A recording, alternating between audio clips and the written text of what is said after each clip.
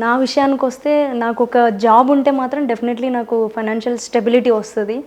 So, నేను ఏదైతే ప్యాషన్‌గా నేను అది ప్రొఫెషన్‌గా తీసుకొని కంటిన్యూ చేస్తున్నానో అడ్వెంచర్ స్పోర్ట్స్, అది దానికి నాకు ఫైనాన్షియల్ సపోర్ట్ అనేది ఉంటుంది జాబ్‌తోని. అండ్ ఆ మధ్య కాలంలో విన్నాము డీఎస్పీ పోస్టులలో మిమ్మల్ని చూడబోతున్నాము అని చెప్పేసి సోషల్ మీడియాలో చక్కర్లు కొట్టినాయి. ఎలాంటి ఉద్యోగం అయితే మీకు సెట్ అవుతుందని మీరు అనుకుంటున్నారు? మౌంట్ ఎవరెస్టే 13 సంవత్సరాల్లో ఎక్కి ఉన్నాను కాబట్టి, అంత -40-50 డిగ్రీస్ టెంపరేచర్‌లో అంత సర్వైవ్ అయి ఉన్నాను కాబట్టి, అప్పుడే అంత చేయగలిగాను.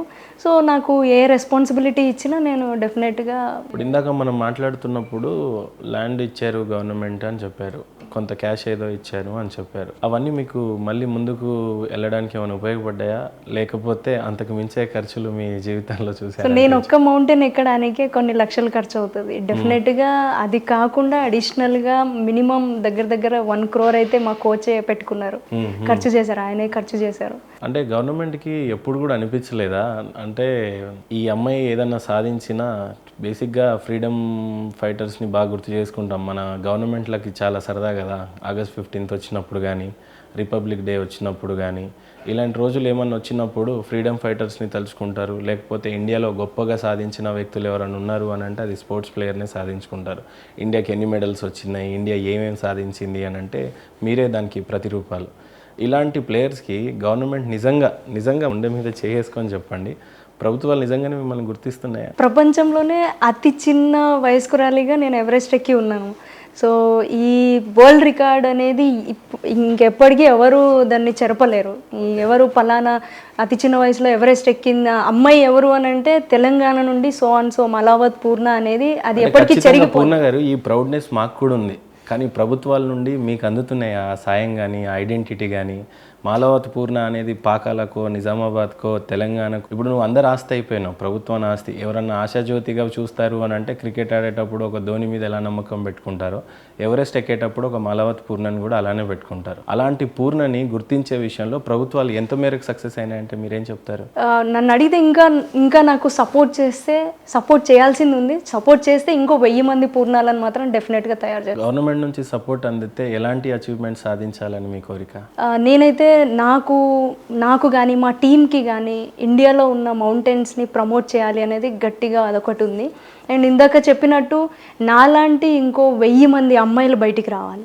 1000 మంది అమ్మాయిలను క్రియేట్ చేస్తాను డెఫినెట్లీ ఆ సపోర్ట్ ఉంటే. చాలాసార్లు ఇండియాలో ఒక క్రికెట్కో ఒక ఫుట్బాల్కో చాలా క్రేజ్ ఉంటుంది. ఎవరెస్ట్ ఎక్కటం అనేది చాలా అరుదుగా, న్యూస్ని బాగా ఫాలో అయ్యే వాళ్ళు కానీ, స్పోర్ట్స్ని బాగా ఫాలో అయ్యే వాళ్ళు కానీ ఎక్కువగా పాటిస్తూ ఉంటారు, చూస్తూ ఉంటారు, ఆ ఇన్ఫర్మేషన్ ఉంటుంది. ఇండియాలో కూడా ఎవరెస్ట్ క్లెయిమ్ చేయటం అనేది ఒక పెద్ద పండుగలాగా కానీ, పెద్ద ఇంట్రెస్టింగ్గా తయారు చేయాలని ఎప్పుడన్నా అనిపించిందా మీకు? డెఫినెట్గా అనిపించింది, చాలాసార్లు అనుకున్నాను. అది నా మనసులోనే పెట్టుకున్నాను. ఈవెన్ మా కోచ్కి కూడా చెప్పలేదు. కాకపోతే మేము డిస్కస్ చేసేవాళ్ళం, ఎందుకు మనకి ఇంత ఇంపార్టెన్స్ లేదు అడ్వెంచర్ స్పోర్ట్స్ కి అని. ఎందుకు లేదంటే ఏం చెప్తారు? అంటే మేబీ బికాజ్ ఎక్కువ మంది ఇంట్రెస్ట్ చూపించకపోవడం వల్ల కావచ్చు, అంటే భయపడడం కావచ్చు. గవర్నమెంట్ సపోర్ట్ చేస్తే డెఫినెట్లీ ఇంకా చాలా మంది ఈ అడ్వెంచర్ స్పోర్ట్స్ లోకి అయితే వస్తారు. అంటే చాలా మంది స్పోర్ట్స్ ప్లేయర్స్ ఈ మౌంట్ ఎవరెస్ట్ని క్లెయిమ్ చేయాలి అని అనుకున్నప్పుడు ప్రాణాలతో చెలగాటం ఆడే గేమ్ అంటుంటారు. ఇది నిజంగా అలాంటి స్పోర్ట్స్ ప్లేయర్స్ ఇప్పుడు క్రికెట్ అంటే చాలా ఇంట్రెస్టింగ్తో ఆడే గేమ్, ఫుట్బాల్ కూడా అలాంటి గేమే. కానీ ఎవరెస్ట్ ఎక్కాలి అని అంటే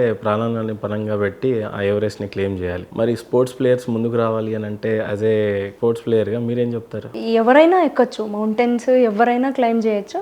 కాకపోతే ప్రాపర్ ట్రైనింగ్ తీసుకొని ఎవరితో వెళ్తున్నాము, ఎక్స్పర్ట్ గైడ్స్, మంచి గైడ్స్ ఉన్నారా లేదా, మన హెల్త్ కండిషన్స్ ఇవన్నీ చూసుకొని వెళ్తే ఎవరైనా క్లైమ్ చేయొచ్చు. బట్ ప్రాక్టీస్ అండ్ ఎక్స్పీరియన్స్ అంటే ప్రాక్టీస్ ఏదైతే మనం ట్రైనింగ్ తీసుకుంటామో, ఒక మౌంటైన్ ఎక్కడానికి వెళ్తున్నాము అని అంటే అన్ని రకాలుగా ప్రిపేర్ అయ్యి వెళ్తే ఎవరైనా క్లైమ్ చేయొచ్చు. ఈ రోజుల్లో చూసినట్లయితే చాలాసార్లు కూడా మన ఇండియాలో కాని వాళ్ళని బయట పాకిస్తాన్లో పెళ్లి చేసుకున్న వాళ్ళని కూడా బ్రాండ్ అంబాసిడర్లుగా చేసే రోజులు చూస్తున్నాం. అలాంటిది ఇంత కష్టపడి ప్రాణాలతో చెలగాటం ఆడిన ఎవరెస్ట్ని క్లెయిమ్ చేసిన తర్వాత ప్రభుత్వాలు కనీసం గుర్తించకపోయినా పర్లేదు, కానీ అవమానించినట్టుగా అనిపించట్లేదా? ఒక పాకిస్తాన్ ఆమెను తీసుకొచ్చి బ్రాండ్ అంబాసిడర్లు చేసినా, లేదు ఒళ్ళు చూపించే హీరోయిన్లకి బ్రాండ్ అంబాసిడర్లు దక్కినా, మీలాంటి వాళ్ళు ప్రాణాన్ని పణంగా పెట్టి ప్రభుత్వాలకి ఇంత గుర్తింపు తీసుకొస్తున్నారు కదా, ఎప్పుడు మీకు బాధ అనిపించలేదు ఇలాంటి విషయాలు చూసినప్పుడు? చాలాసార్లు అనుకున్నాను.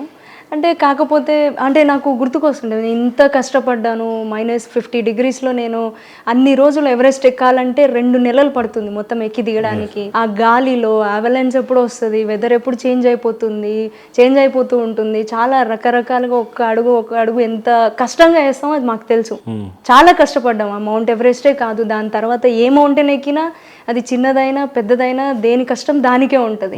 ఇంత చేసి ఒక ప్రపంచ రికార్డు సాధించాను అంటే సాధించడానికని ఎక్కలేదు, అది నా అదృష్టం కొద్దీ ప్రపంచ రికార్డ్ అయింది. ఇంత చేసాం, ఇంత చిన్న వయసులో అంత సాధించినప్పుడు ఆబ్వియస్లీ నాకు ఫీలింగ్ డెఫినెట్లీ ఉంటుంది. అది ప్రభుత్వానికే వదిలేస్తున్నాను ఇంకా నేను.